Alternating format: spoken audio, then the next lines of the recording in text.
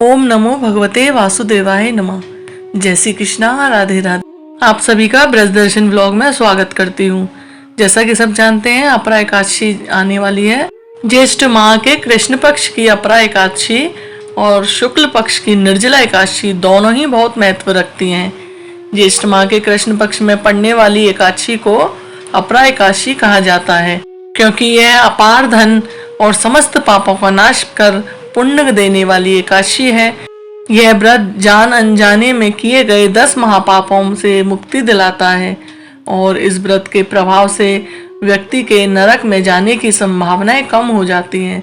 साथ ही पितरों की आत्मा को भी शांति मिलती है। इस दिन भगवान विष्णु की पूजा करने और व्रत करने से सभी पापों का नाश हो जाता है और मोक्ष की प्राप्ति होती है। इस साल अपरा एकादशी की तारीख को लेकर लोगों के मन में बहुत कंफ्यूजन बना हुआ है। ऐसे में आइए जानते हैं इस साल अपरा एकादशी 2024 को कब है और इसकी पूजा विधि और मुहूर्त क्या है। ज्येष्ठ मास के कृष्ण पक्ष की एकादशी तिथि 2 जून 2024 रविवार को सुबह 5:04 से शुरू होगी और अगले दिन 3 जून 2024 सोमवार को प्रातः 2:41 पर यह एकादशी तिथि समाप्त होगी। इस साल अपरा एकादशी 2 जून और 3 जून दोनों को ही पड़ रही है। जब पंचांग में एकादशी लगातार 2 दिन पड़ रही हो तो पहले दिन को प्राथमिकता दी जाती है, इसलिए गृहस्थ जीवन वाले लोगों को पहले दिन एकादशी व्रत करना चाहिए। इस प्रकार 2 जून को अपरा एकादशी व्रत रखा जाएगा। दूसरे दिन वाली एकादशी तिथि को दूजी एकादशी कहते हैं। सन्यासियों और मोक्ष प्राप्ति रखने वाले श्रद्धालुओं को दूजी एकादशी के दिन व्रत करना चाहिए। इस प्रकार 3 जून 2024 को वैष्णव संप्रदाय के लोग अपरा एकादशी व्रत करेंगे। आइए हम सब सुनते हैं एकादशी की कथा। पौराणिक कथाओं के अनुसार एक बार पांडवों के सबसे बड़े भाई युधिष्ठिर ने भगवान श्री कृष्ण से ज्येष्ठ माह के कृष्ण पक्ष के आने वाली एकादशी का महत्व बताने को निवेदन किया। तब उन्होंने कहा कि इस एकादशी को अपरा एकादशी कहते हैं और इस दिन व्रत रखने वाले जातक और ब्राह्मण हत्या, प्रेत योनि आदि से मुक्ति मिल जाती है। युधिष्ठिर को अपरा एकादशी व्रत का महत्व बताते हुए भगवान श्री कृष्ण कहने लगे कि हे राजन, यह एकादशी अंचला तथा अपरा दोनों ही नामों से जानी जाती है। जो फल तीनों पुष्कर में कार्तिक पूर्णिमा को स्नान करने से या गंगा तट पर पितरों को पिंडदान करने से प्राप्त होता है, वही अपरा एकादशी का व्रत करने से प्राप्त होता है। अपरा एकादशी का व्रत तथा भगवान का पूजन करने से मनुष्य सब पापों से छूटकर विष्णु लोक को जाता है। श्री कृष्ण ने एक कथा सुनाई। एक समय एक राज्य में महिध्वज नामक राजा राज्य करता था।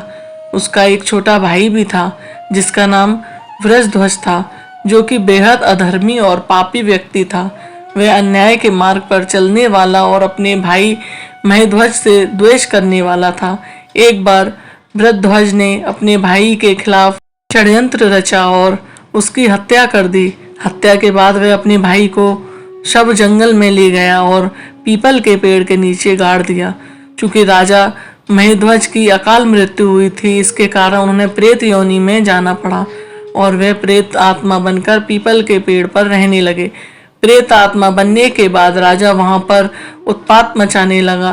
तब एक दिन उस पीपल के पेड़ के सामने से धौम्य ऋषि गुजर रहे थे और उन्होंने उस प्रेत को देखा और देखते ही समझ गए कि यह तो वही राजा है जिसकी अकाल मृत्यु हुई थी। तब ऋषि ने उस प्रेत को पेड़ से नीचे उतारा और उसे परलोक विद्या के बारे में बताया। ऋषि धौम ने उस प्रेतात्मा राजा को प्रेत योनि से मुक्ति दिलाने के लिए खुद एकादशी व्रत रखा और भगवान विष्णु की विधि विधान से पूजा अर्चना की, जिससे प्रसन्न होकर भगवान विष्णु ने उनसे वरदान मांगने को कहा। तो ऋषि ने विष्णु जी से यह वर मांगा कि उस प्रेत आत्मा राजा को प्रेत योनि से मुक्ति मिल जाए।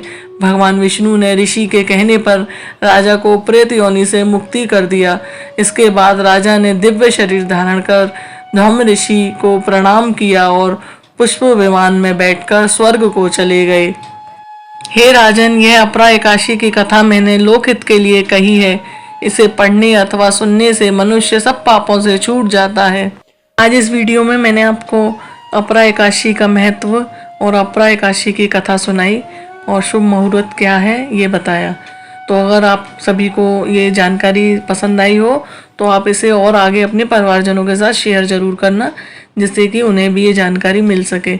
और वीडियो अगर पसंद आई है तो इसे लाइक करना, वीडियो में कमेंट करना, और चैनल पर नए आए हैं तो चैनल को सब्सक्राइब करना। मिलती हूँ फिर एक और नई वीडियो और अच्छी जानकारी के साथ। तब तक के लिए जय श्री कृष्णा, राधे राधे।